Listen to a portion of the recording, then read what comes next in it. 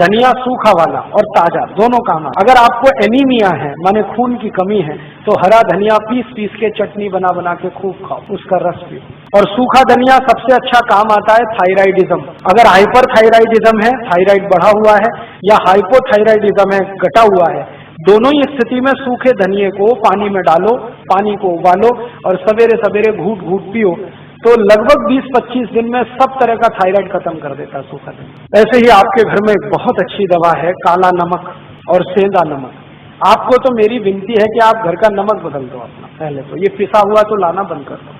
आप या तो सेंधा नमक लाओ नहीं तो काला, और वो डेले वाला लाओ।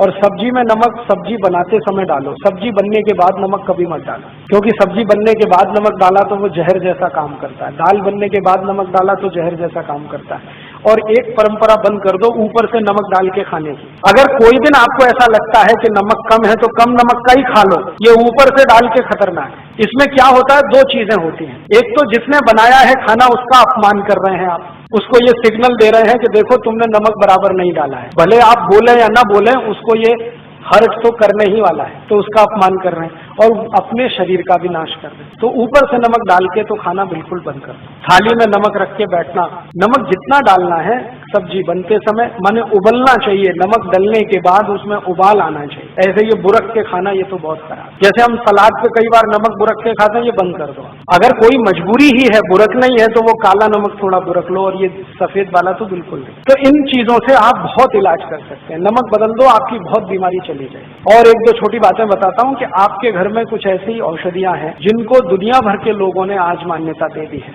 वो उसमें से एक है तुलसी। अगर तुलसी आपके घर में है, श्याम तुलसी घर में है जिसके पत्ते गहरे हरे होते हैं, तो आपके घर में सब बीमारियों का इलाज है। इस तुलसी के पत्ते का काढ़ा बना के जो भी पी लेगा उसको कभी चिकनगुनिया हो नहीं सकता, ये गारंटी मैं देता हूँ। और चिकनगुनिया ठीक होने के बाद जो सब शिकायतें हो रही है ना, अभी दर्द नहीं जा रहा है, कमजोरी नहीं जा रही है, एक ही दिन तुलसी का काढ़ा पी लो तो सब चला जाए। तुलसी जो है ना एंटीपायरेटिक है, माने बुखार से होने वाली तकलीफों की सबसे अच्छी दवा है तुलसी। कभी भी बुखार आ जाए तुलसी का काढ़ा कभी भी दो, भूलो ही मत। ज्यादा तेज बुखार हो तो तुलसी के काढ़े में अदरक का रस मिलाओ, नहीं तो सौंठ का पाउडर मिलाओ।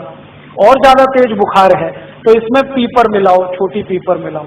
और ज्यादा तेज बुखार है तो नीम की गिलोय मिला लो या नीम के पेड़ की छाल का पाउडर मिला लो।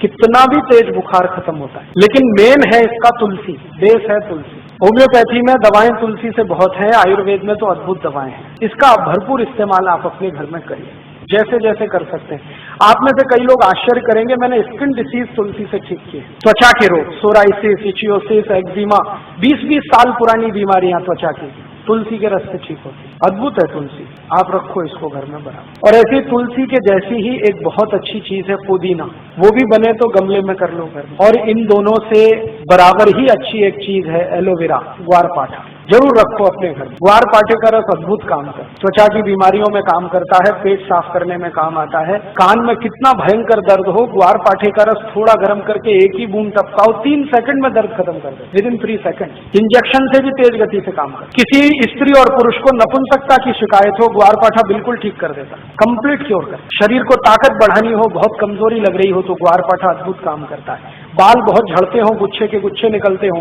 ग्वारपाठे का रस बाल में लगाओ, जैसे तेल लगाते हैं, 1 घंटे के बाद धो लो तो बाल झड़ना बंद करा देता है। बाल ज्यादा काले रखने हैं तो ग्वारपाठा सप्ताह में 1 दिन लगाते ही रहो रस के रूप में, अद्भुत काम करता है। आंखों की रोशनी बढ़ानी हो तो ग्वारपाठे को इस्तेमाल कर सकते हैं, पीने के रूप में ले सकते हैं। बच्चों को फोड़े फुंसियां बहुत होती हैं, 1-1 चम्मच ग्वारपाठे का रस 3-4 दिन पिला दो तो सब फोड़े फुंसियां होना बंद। गर्मियों में घमौरियां बहुत हो जाती हैं तो ग्वारपाठे का इस्तेमाल कर सकते हैं। मनुष्यों में, पुरुषों को एक बहुत खराब बीमारी होती है, उसको बार्बर इचिंग कहते हैं। दाढ़ी बनाओ ना, उसके बाद लाल लाल फुंसियां हो जाती हैं, उनको बोलो कि ग्वारपाठे का रस लगा के फिर शेविंग करें तो कभी ये तकलीफ नहीं आती। एक दिन मैंने ये सब गिना तो 108 दवाएं हमारे रसोई में हैं, 108, और इनसे हर बीमारी ठीक हो सकती है। कहीं घर के बाहर जाने की जरूरत ही नहीं है। और मैं तो सबको चिल्ला चिल्ला के कहता हूं कि आप बीमारी से नहीं, डॉक्टर से बचो। बीमारी खतरनाक नहीं है, डॉक्टर खतरनाक। एक बीमारी से दूसरे में फंसाएंगे, दूसरे से आपको तीसरे में ले जाएंगे, ठीक ही नहीं होने देंगे। और आजकल डॉक्टर जो दवाएं आपको खिलाते हैं ना, वो दवा अपनी माँ बहन को कभी नहीं खिला सकते, ऐसी दवाएं आपको खिला देते। जिन दवाओं पर कोई क्लिनिकल ट्रायल्स नहीं हुए हैं, जिन दवाओं को किसी ने अप्रूव भी नहीं किया है, उनको धड़ल्ले से प्रेस्क्राइब करते हैं क्योंकि कमी कमीशन मिलता है। और ये कमीशन खोरी इतना बढ़ गया है कि अब अच्छा डॉक्टर चिराग लेके ढूंढने निकलो तो कोई एक मिले, मुश्किल से एक मिले। इसलिए आप इनसे अगर बचे रहें तो आपकी जिंदगी बहुत सुरक्षित रहने वाली है। सारे देशभक्त हमारे वीडियो को लाइक, शेयर और हमारे चैनल को सब्सक्राइब करें। जय हिंद।